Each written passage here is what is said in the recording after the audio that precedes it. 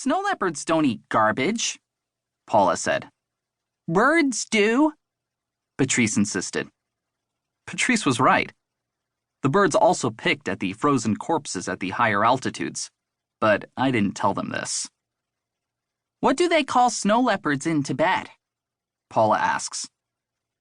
I tried to remember. I hadn't picked up much Tibetan or Nepalese on Everest, but it seemed like one of the other climbers called it. The twins' smartphones started playing Chopin's Polonaise Opera 53 in A-flat major. The only reason I knew the piece was that they had been practicing it for at least a year. I'd heard the music so many times. I thought I might be able to play it on the piano myself. Texts! They shouted in unison, reaching into their pockets. That would be one text from either my mom or stepdad. They always text all of us so no one feels left out. Somewhere my smartphone was buzzing too. Or maybe not, because I hadn't charged it in a week. In fact, I wasn't exactly sure where I had left the phone. Probably in my bedroom, or maybe in the kitchen. Drove my parents nuts.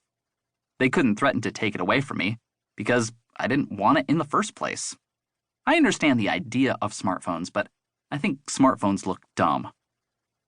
Almost everyone in front of the snow leopard cage was holding a smartphone, talking, listening to music, snapping photos, thumbing texts, tweeting, whatever. I'd rather hold the twins' hands than a smartphone. Mom, Patrice said. She wants us to go to the bookstore, Paula chimed in. Right away.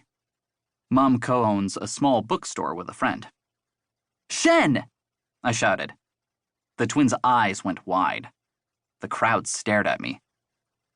Shen, I repeated, more quietly. That's what they call the snow leopard in Tibet. The Itch. Mom's bookstore is called the Summit Bookshop. Not surprising, as she was a world-class climber before I was born. But the shop carries very few titles about climbing or mountaineering, and those it does carry are written by climbers she knows personally, including my bio dad, Joshua Wood, whom I rarely see and, to be truthful, don't miss much. The store was doing okay, considering most people are reading their books on electronic gizmos now. It stays in business because of Mom's taste in books. When Mom stopped climbing, she started reading. Everything. No TV or video games for me, the twins, or Rolf. We spend our spare time with words and music. Oh, and climbing. At least in my case. But not so much since I came down from Everest. Instead, I'd been hanging with the twins, which saved them from hanging out in the bookstore all day. We'd been going to museums, plays, concerts, and movies almost every day. So far, I hadn't gotten the itch to climb, but I knew it was coming. It was just a matter of time. We left the zoo, walked up 5th, took a ride on East 66th, then walked into the air-conditioned Summit Bookshop. It was jammed with people getting out of the heat. Mostly nannies. On weekday afternoons, the place looks like a daycare center.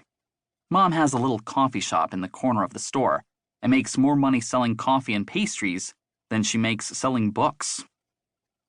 The nannies sipped iced lattes, chattering in several languages over their cooing babies and crying tots, talking about their real children who lived long subway rides from where we lived.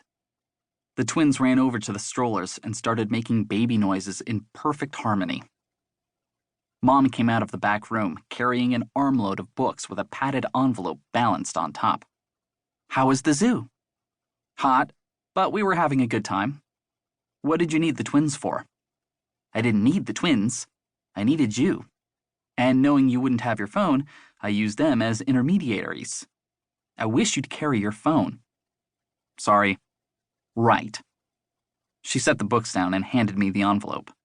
What's this? Vincent dropped it by. Vincent is my literary mentor, aka English teacher, at the Green Street School. The school's filled with little geniuses like the twins. Then there's me. Everyone there has to have some kind of special talent. It was decided without